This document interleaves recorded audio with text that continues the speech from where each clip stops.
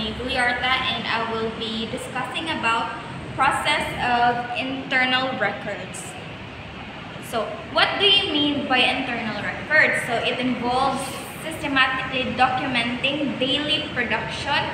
So, pila inyo mga nalabhan, pila inyo na plansya, pila inyo na limpyuhan ng rooms, financial transactions, pila ang mga nagawas ninyo na kwarta or nagamit ninyo na kwarta, maintenance activities, pila inyo ang mga napa-maintenance or gipa-check or gipaayo ng mga machines or mga needed nga ipaayo, and administrative tasks to ensure efficient and cost control and operational management. So, important siya kay tungod by keeping track or by recording sa mga nagasto or pila atong production or nabuhat na nga day, makakwanta kung asa na to i-improve, asa nga sector na to need i-improve, ug asa sad ang sector ang taas ang kita or dakot na nagasto.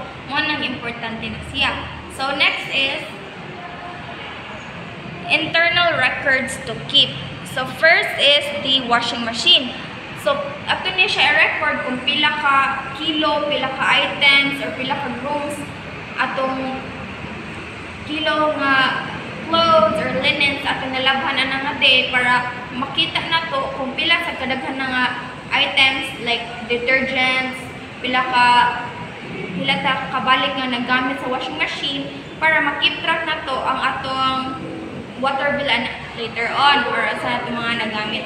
Next is dry cleaning machine. So dire na to if by keeping track sa atong production na kapilat na nagamit sa dry cleaning machine, makita na to pila ka buok kilo, pila ka items atong napauga or na dry clean para makita na to siya pila atong nagastuan na later on. So next is ironers or folders.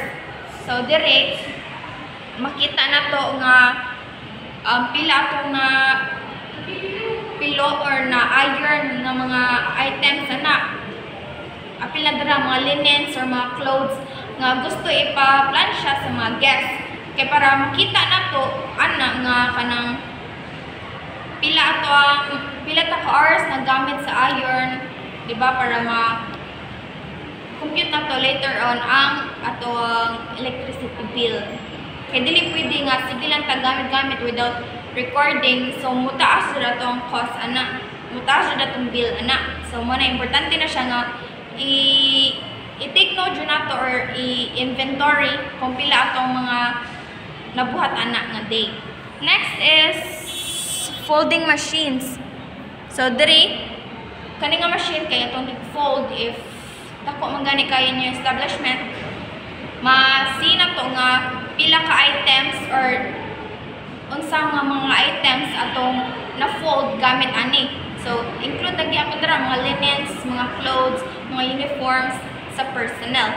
So, next is cleaning chemicals. So, sa atong housekeeping, magamit yung tag cleaning chemicals para sa pag-clean na to sa mga floor, sa CR, para ma-clean, ma-keep nga clean ang ato ang place.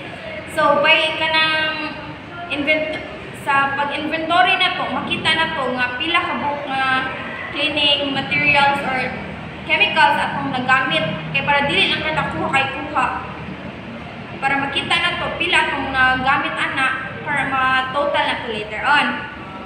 Next is transport costs or costs, COS. So, dire, magamit man dyan tao ka ng mga delivery man or like para magawas So, i-inventory gihapon na to pila itong gihatag nila ng kwarta para silang gas, sa ilahang food or maintenance, sa ilang truck na gigamit.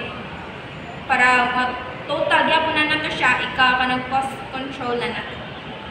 Next is payroll. So, appeal dyan na dira ang sweldo sa ating employees, sa tanan, para ma-count na to later on, pila gyapon ang atong napagawas nga kwarta. Next is, and lastly is, ang water and electricity cost. So, sa ato ang sa housekeeping, mag-involve na siya o daghan nga gamit mo water katungod sa paglimpyo nito sa CR, sa paglaba na to. So, by kanang if ato yung inventory nga pila ka kabuk ni gamit or sa tubig or pila ka kabuk machine sa itong gamit ana para dili ta ma-shock ana later on nga ingani di kada ko itong electricity bill or water bill kay tungod nag-keep track man ta sa itong mga nagamit ana nga day. So mo na siyang important sa kanang pag-keep track of internal records. So that would be all. Thank you.